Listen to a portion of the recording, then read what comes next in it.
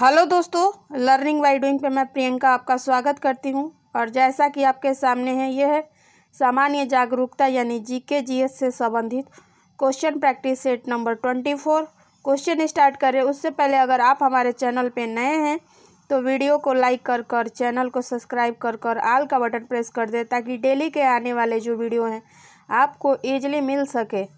तो जैसा कि क्वेश्चन नंबर 26 आपके सामने है दोस्तों कि 1420 ईसा में विजयनगर साम्राज्य में आने वाले इटली के यात्री का क्या नाम था। Option A Domingos Paes, option B Eduardo Barbosa, option C Niccolo de Conti या ऑप्शन डी अब्दुल रजाक। बताएं इस प्रश्न का करेक्ट आंसर क्या होगा 26 नंबर का। तो दोस्तों इस प्रश्न का करेक्ट आंसर हो जाएगा ऑप्शन सी यानी निकोलो डी कोडी होगा। ठीक है, विजयनगर साम्राज्य में आने वाला इटली के यात्री था। ठीक है, जो कि 1420 में आया है। ठीक है, आगे क्वेश्चन है 27 नंबर के। अशोक के शिलालेख किस लिपि में खुदे हुए। Option A Brahmi, option B Pali, option B Devanagari लिपि या ऑप्शन डी मगधी। बताएं इस प्रश्न का करेक्ट आंसर क्या होगा 27 का। तो दोस्तों इस प्रश्न का करेक्ट आंसर ऑप्शन ए हो जाएगा कि अशोक का जो शिलालेख है वो ब्राही लिपि में खुदी गई हैं। ठीक है, अगला प्रश्न है क्वेश्चन नंबर 28 कि भारत सरकार अधिनियम 1935 का दास्ता का नया घोषणा पत्र किसने कहा था। Option A Pandit Jawaharlal Nehru, option B B R Ambedkar, option C Mahatma Gandhi या ऑप्शन डी राजेंद्र प्रसाद। बताएं इस प्रश्न का करेक्ट आंसर क्या होगा 28 का। तो दोस्तों इस प्रश्न का करेक्ट आंसर हो जाएगा ऑप्शन बी यानी बी आर अम्बेडकर थे। भारत सरकार अधिनियम 1935 का जो दास्ता का नया घोषणा पत्र था उसको बी आर अम्बेडकर ने कहा था। ठीक है, अगला प्रश्न है क्वेश्चन नंबर 29 कि कंडाला पत्तन यानी पोर्ट कहाँ पर स्थित है। ऑप्शन ए खंभात की खाड़ी में, ऑप्शन बी कोरी क्रीक यानी सकरी खाड़ी में, ऑप्शन सी कच्छ की खाड़ी में या ऑप्शन डी उपरोक्त में से कोई नहीं। बताएं इस प्रश्न का करेक्ट आंसर क्या होगा 29 का। तो दोस्तों इस प्रश्न का करेक्ट आंसर ऑप्शन सी हो जाएगा यानी कंडाला का पतन जो है स्थित है पोर्ट वो है कच्छ की खाड़ी में। ठीक है, अगला प्रश्न है क्वेश्चन नंबर 30 आपके सामने है दोस्तों कि निम्नलिखित में से कौन सा वन जलाक्रांत क्षेत्र में विकसित होता है। ऑप्शन ए मैग्रोन यानी गरान, ऑप्शन बी सदाहरित यानी सदापर्णी, ऑप्शन सी पर्णपाती या ऑप्शन डी शंकु वृक्षी। बताएं इस प्रश्न का करेक्ट आंसर क्या होगा 30 नंबर क्वेश्चन का। तो दोस्तों इस प्रश्न का करेक्ट आंसर ए हो जाएगा यानी वन जलक्रांत जो क्षेत्र विकसित होता है उसे मैग्रोन यानी गरान कहते हैं। ठीक है, अगला प्रश्न है 31 नंबर कि नाग, तीबा और महाभारत पर्वतमालाएं किस में शामिल है। ऑप्शन ए अधो हिमालय में, ऑप्शन बी पार हिमालय में, ऑप्शन सी उच्च हिमालय में या ऑप्शन डी निम्न हिमालय में। बताएं इस प्रश्न का करेक्ट आंसर क्या होगा 31 का। तो दोस्तों इस प्रश्न का करेक्ट आंसर हो जाएगा कि नागा तीबा जो और महाभारत पर्वतमालाएं जो हैं वो निम्न हिमालय में शामिल है। ठीक है, अगला क्वेश्चन है यानी ऑप्शन डी इसका करेक्ट आंसर होगा। क्वेश्चन नंबर 32 है आपके सामने दोस्तों कि ब्राज़ील धारा के पूरब की ओर चलते रहने को कहते हैं। ऑप्शन ए पश्चिमी अटलांटिक अफवाह, ऑप्शन बी उत्तर अटलांटिक अफवाह, ऑप्शन सी दक्षिण अटलांटिक अफवाह या ऑप्शन डी प्रति विश्ववीय अफवाह। बताएं इस प्रश्न का करेक्ट आंसर क्या होगा 32 का। तो दोस्तों इस प्रश्न का करेक्ट आंसर हो जाएगा ऑप्शन सी यानी दक्षिणी अटलांटिक अफवाह कहते हैं। ठीक है, ब्राज़ील धारा के पूर्व की ओर चलते रहने वाले को। ठीक है, अगला क्वेश्चन है क्वेश्चन नंबर 33 कि राज्य की व्यवस्थापिका में कौन शामिल नहीं होता है। ऑप्शन ए राज्यपाल, ऑप्शन बी विधानसभा और ऑप्शन सी है विधान परिषद और ऑप्शन डी है राष्ट्रपति। बताएं इस प्रश्न का करेक्ट आंसर क्या होगा 33 नंबर का। तो दोस्तों इस प्रश्न का करेक्ट आंसर ऑप्शन डी हो जाएगा यानी राज्य की व्यवस्थापिका में जो है राष्ट्रपति शामिल नहीं होता। अगला क्वेश्चन है क्वेश्चन नंबर 34 है कि निम्नलिखित में से किसका प्रमुख कार्य राज्यों के मध्य उत्पन्न विवादों की जांच करना तथा आवश्यक सुझाव देना है। ऑप्शन ए योजना आयोग, ऑप्शन बी अंतर्राष्ट्रीय परिषद, ऑप्शन सी राष्ट्रीय विकास परिषद या ऑप्शन डी वित्त आयोग। बताएं इस प्रश्न का करेक्ट आंसर क्या होगा 34 का। तो दोस्तों इस प्रश्न का करेक्ट आंसर हो जाएगा ऑप्शन बी यानी अंतर्राज्यीय परिषद होगा। ठीक है, अगला क्वेश्चन है क्वेश्चन नंबर 35 कि डॉट डॉट डॉट क्षेत्रक में वे उद्यम या कार्य स्थान में आते हैं जहां रोजगार की अवधि नियमित होती है, उसे असंगठित कहते हैं। ऑप्शन बी संगठित कहते हैं या ऑप्शन सी प्रजनन या ऑप्शन डी मौसमी। बताएं इस प्रश्न का करेक्ट आंसर क्या होगा 35 का।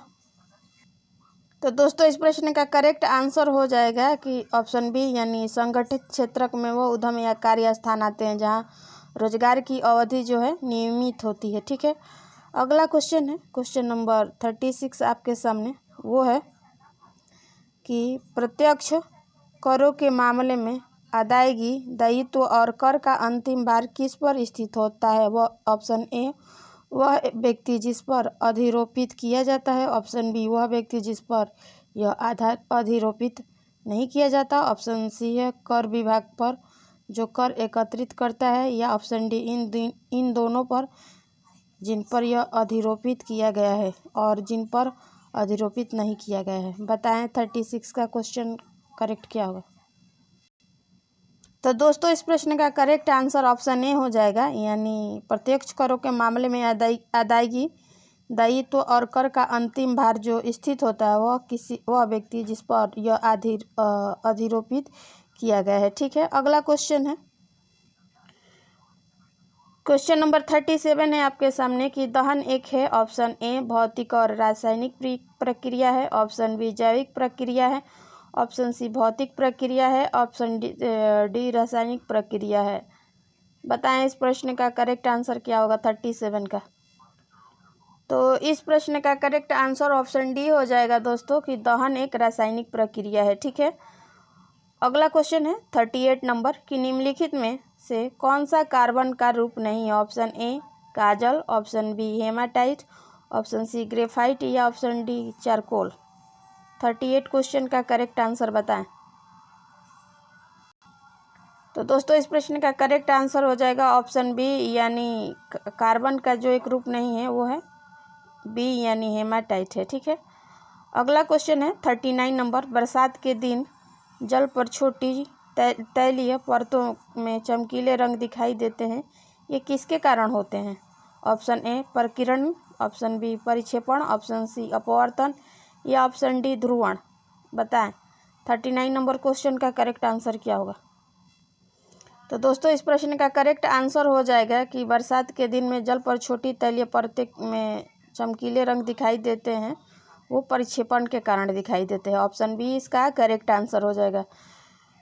क्वेश्चन नंबर 40 है आपके सामने दोस्तों कि एक जग के ऊपर के किनारे तक पानी 0 डिग्री सेंटीग्रेड पर भरा है, तो इसमें बर्फ़ का टुकड़ा तैरता है। जिस क्षण बर्फ़ पिघलता है तब ऑप्शन ए जल का स्तर बढ़ जाता है, ऑप्शन बी जल का स्तर कम हो जाता है, या ऑप्शन सी है जल स्तर अपरिवर्तित रहता है, या ऑप्शन डी जल जग के बाहर गिरने लगता है। बताएं इस प्रश्न का करेक्ट आंसर क्या होगा 40 का। तो दोस्तों इस प्रश्न का करेक्ट आंसर हो जाएगा कि ऑप्शन बी यानी जल का स्तर जो है कम हो जाता है। यानी एक जग के ऊपर के किनारे पर पानी 0 डिग्री सेंटीग्रेड पर भरा है, तो उसमें बर्फ़ का टुकड़ा तैरता है। जिस क्षण बर्फ़ पिघलता है तब वह जल का स्तर कम हो जाता है। ठीक है, अगला क्वेश्चन है क्वेश्चन नंबर 41 कि डीपीटी वैक्सीन किस बीमारियों से बचाव के लिए दिया जाता है। ऑप्शन ए डेंगू, पोलियो या टिटनेस, ऑप्शन बी डिप्थीरिया, काली खांसी, टाइफाइड, ऑप्शन सी डिप्थीरिया, काली खांसी एंड टिटनेस, और ऑप्शन डी है डेंगू, काली खांसी, टाइफाइड। बताएं इस प्रश्न का करेक्ट आंसर क्या होगा 41 का। तो इस प्रश्न का करेक्ट आंसर हो जाएगा ऑप्शन सी कि डीपीटी वैक्सीन जो होता है बीमारी के बचाव के लिए, जैसे कि बीमारी जो है वो है डिप्थीरिया, काली खांसी और टिटनेस के रूप में प्रयोग किया जाता है। ठीक है, क्वेश्चन नंबर 42 है आपके सामने कि रुधिर है पेशीय ऊतक, ऑप्शन बी प्रजनन ऊतक, ऑप्शन सी संयोजी ऊतक या ऑप्शन डी है उपकला ऊतक। बताएं इस प्रश्न का करेक्ट आंसर क्या होगा 42 का। तो दोस्तों इस प्रश्न का करेक्ट आंसर ऑप्शन सी हो जाएगा कि रुधिर एक संयोजी ऊतक है। ठीक है, अगला क्वेश्चन है क्वेश्चन नंबर 43 कि बांग्लादेश के सांसद को क्या नाम है, यानी बांग्लादेश की जो संसद है उसका क्या नाम है। Option A Diet, option B People's Congress, option C Jatiya Sangsad या ऑप्शन डी पार्लियामेंट। बताएं इस प्रश्न का करेक्ट आंसर क्या होगा 43 का। तो इस प्रश्न का करेक्ट आंसर हो जाएगा कि बांग्लादेश के सांसद को जातीय संसद कहते हैं। ऑप्शन सी इसका करेक्ट आंसर हो जाएगा। अगला क्वेश्चन है क्वेश्चन नंबर 44 है आपके सामने दोस्तों, वो है कि यूनिक्स ऑपरेटिंग सिस्टम को आमतौर पर किस रूप में जाना जाता है। Option A multi user operating system, option B general application, option C है सिंगल यूज़र ऑपरेटिंग सिस्टम या ऑप्शन डी है सिंगल यूज़र एप्लीकेशन प्रोग्राम। बताएं 44 क्वेश्चन नंबर का करेक्ट आंसर क्या होगा। दोस्तों इस प्रश्न का करेक्ट आंसर हो जाएगा ऑप्शन ए, यानी यूनिक्स ऑपरेटिंग सिस्टम आमतौर पर जो इसका रूप है वो है मल्टी यूज़र ऑपरेटिंग सिस्टम, यानी ऑप्शन ए इसका करेक्ट आंसर हो जाएगा। क्वेश्चन नंबर 45 आपके सामने है कि राज्यसभा के महासचिव कौन है। ऑप्शन ए दीपक वर्मा, इसको छोड़ दीजिए। क्वेश्चन नंबर 46 आपके सामने है दोस्तों, वो है कि ... बांस एवं तुम्बी का प्रयोग करके बनाया गया एक तार वाला वाद्य यंत्र है जिसे अधिकतर महाराष्ट्र में पारंपरिक लोक गायन में प्रयोग करते हैं, उसे क्या कहते हैं। एक कलम, ऑप्शन बी एक तारा, ऑप्शन सी एक डक्का, ऑप्शन डी यशराज। बताएं इस प्रश्न का करेक्ट आंसर क्या होगा। तो दोस्तों इस प्रश्न का करेक्ट आंसर हो जाएगा कि जो बांस और तुम्बी के प्रयोग करके बनाया गया एक तार वाला वाद्य यंत्र है उसे महाराष्ट्र में जो है लोक गायन के लिए प्रयोग किया जाता है उसे एक तारा कहा जाता है, यानी ऑप्शन बी इसका करेक्ट आंसर हो जाएगा। 47 क्वेश्चन है आपके सामने 47 नंबर कि रामोजी फिल्म सिटी निम्न में से किस शहर में स्थित है। Option A Pune, option B Mumbai, option C Hyderabad या ऑप्शन डी गुरुग्राम। बताएं इस प्रश्न का करेक्ट आंसर क्या होगा 47 का। तो दोस्तों इस प्रश्न का करेक्ट आंसर हो जाएगा ऑप्शन सी, यानी रामोजी फिल्म सिटी जो है वो हैदराबाद में स्थित है। क्वेश्चन नंबर 48 है कि न्यू डेवलपमेंट बैंक ने किस देश को अपने नए सदस्य देश के रूप में मंजूरी दी है। Option A Pakistan, option B Myanmar, option C Bangladesh या ऑप्शन डी नेपाल। बताएं 48 क्वेश्चन का करेक्ट आंसर क्या है।